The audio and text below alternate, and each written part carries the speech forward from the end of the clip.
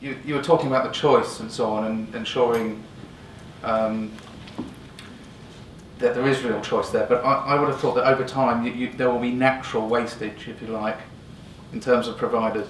There will, and that's where the challenge of continuous provider development comes in.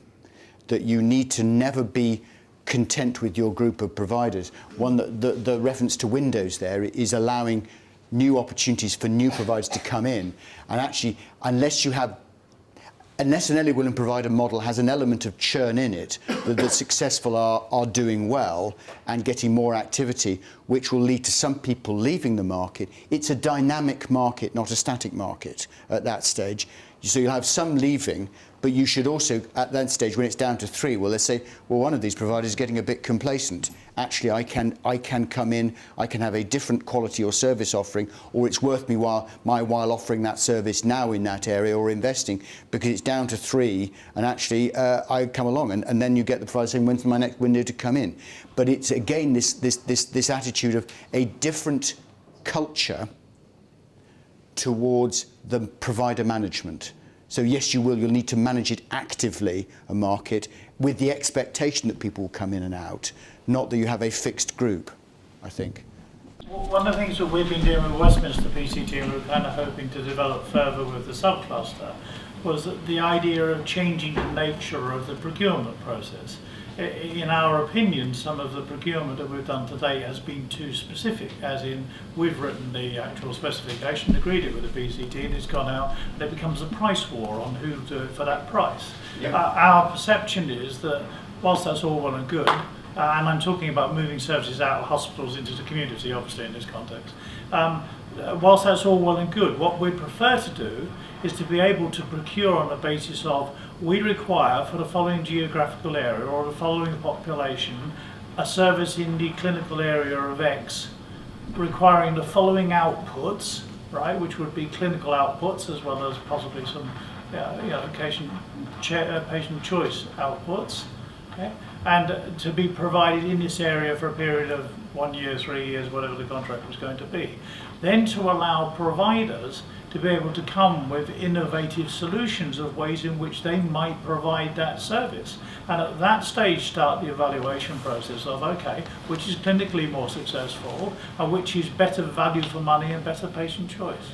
At some point in time you need to agree what that common specification is, and that requires also the providers to be prepared to share some of their IP. Some of their intellectual property and their unique service models. Say, if you want to play in this model and I think I've got something that much better, then I need to share that in part. I think what this also illustrates is not just for any willing provider models, but also more generally, we're getting onto culture in a minute, I think actually, is encouraging a culture in which providers do have the freedom and confidence to come to you and say, I could do this better.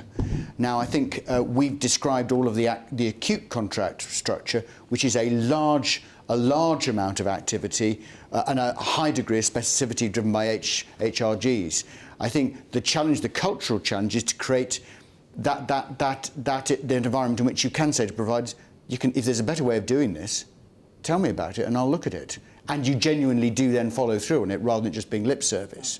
And I think as we move in the next phase where we're looking at cost challenges through QIP in terms of efficiency and everything else, we are going to have to say we don't have the monopoly on the ideas and we need to listen to you as to how we change services as well as specifying what cost reduction we want. Because that's the part of the dialogue you've got to have. Sorry, you have a question. One of the quick mechanisms for diverting planned care into community hospitals is by having GPSI type services, yep. Referral management schemes. Yep. Now, are they not going to fall foul of competition panel because you're directing people without giving them effective choice? There is a interesting commentary on some early findings from the competition panel, not to outlaw referral management, or not to challenge referral management systems by themselves, but to challenge them where they lead to a differential result in terms of the treatment of certain providers. So what the examples that they picked up in the report are of referral management systems which were run by a PCT on behalf of an NHS trust, which led to a particular pattern of referral going in favour of the NHS trust, which in terms of a conflict of interest, you would see, well, that's not too surprising in some ways, unless you set other rules. So I don't think referral management of itself, as I read the report, the interim findings, will be challenged. It's the question of what is the impact of referral management on the choice and is it a restriction of choice or is it a management of choice at a certain stage? Because Can I just come in there? Because like we've been had a referral management system in place, and we've also had some gypsy clinics as well. Patient choice as regards community means that you've got a choice of different community providers, and so my feeling is if you're directing someone to a community provider which provides a very good service, then you're saying, well, we've got these 3 different community providers, right? Which one would you prefer to go? I know this about this one about this one, and this one about this one. I can give you some information if you wish. Or alternatively, you leave that choice up to the referral management system. So you're making the choice as a practitioner to say this needs to go to a community service, this is suitable for a community service. You leave it up to the patient to make the choice of what community service they wish to choose. What if there's only one community service? well, I think you've begun to answer your own question in some senses in terms of the commissioner market that you've created or not created. We're sort of looking at an integrated care model. Do you want to? Sorry. We're looking at a potential integrated care model Yep. with the Imperial. Yep. Which, if we went into it, we'd go into as a consortium rather than as individual practices. But essentially, that will obviously be affecting the commissioning decisions for those two areas. And I think you will then, one of the litmus tests you will have is that integrated care organisation a single solution, or is it will be offered within a set of choices that will be open to an organisation? But there is also a different question as to whether you would have choice of pathway or within a pathway. And that's a different question of which is still being sorted out. There are, I think you've got to be quite careful about having a complete provider capture. Not saying you wouldn't do it, but you've got to think carefully, am I preserving enough choice at that stage?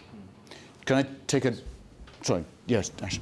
Clearly, we have a difficulty in having an agreement with the local hospital on specification. Yep. They won't allow the consultant to work on their time. Only on the freed up time they work with us.